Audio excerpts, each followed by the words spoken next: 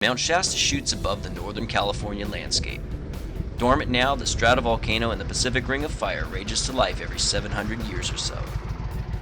Like the earthen rumblings that spawn a volcano, the cadence of the Testastretta engine drumming to life on the 2012 Ducati Diavel Carbon is deep and visceral. With little traffic and loads of twisties, the Shasta area is a rider's paradise. So we challenged the mountain on board the carbon fiber version of the Ducati Diavel. Its CF treatment shaving off a claimed 11 pounds from stock. Showing restraint on the Diavel is the most difficult part of our climb up the Siskiyou Mountain summit, the highest point on I-5. Even though we've softened power delivery to the 162 horsepower low setting in touring mode, the potent 1198cc engine has a superbike pedigree and wants to stretch its legs faster than a second gear, 55 mile/hour climb.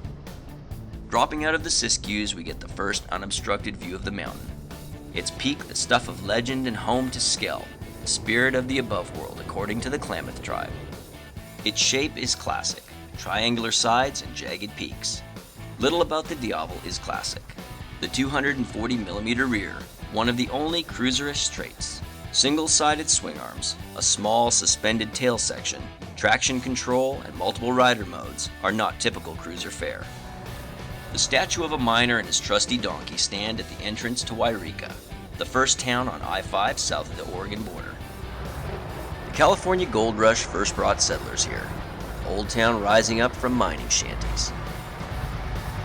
We break at the Wairika rail station, an idle Wairika Western passenger car, a gray ghost of past glory.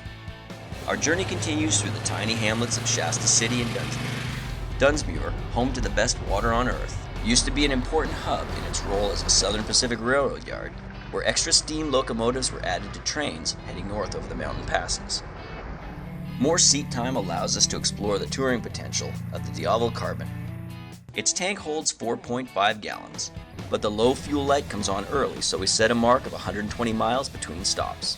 The body of the bike with its dual air scoops and a seat situated down and in helps shelter riders. The riding position is upright with a slight forward lean, placing little pressure on the wrists as a rider's arms sit out just below chest level. Mid-set controls have riders' knees bent almost parallel to the ground. At 80 miles per hour, buffeting sets in, so we lean forward and tuck into the tank. This also helps shift pressure points. The stock seat doesn't look it, but the scooped-out design puts pressure on the bottom of a rider's glutes, so it's bearable for long stints. You're also stopping about every other hour for gas stops, which helps riders from getting fatigued as well. Exploring the roads outside of Railroad Park, we marvel at the feat of engineering Ducati accomplished. A bike with a 240mm rear tire shouldn't handle this good, but it does. With its combination of ABS, traction control, and variable riding modes, the motorcycle instills loads of confidence in its operator. And what other cruiser can you go from 0 to 60 miles per hour on in less than 3 seconds?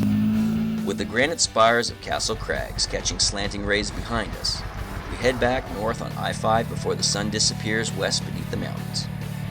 Deer and even bear have been known to stray on the road in this stretch, and we don't want to run into either. And while we love to hear the Diavel's engine as it revs through the power band, there's another symphony to be enjoyed when it settles into rhythmic repetition. Soon we're bidding adieu to the Wairika Dragon as we roll back up the Siskiyous, but not before carving up a few more sweepers on our way home aboard this wonderful piece of Italian engineering.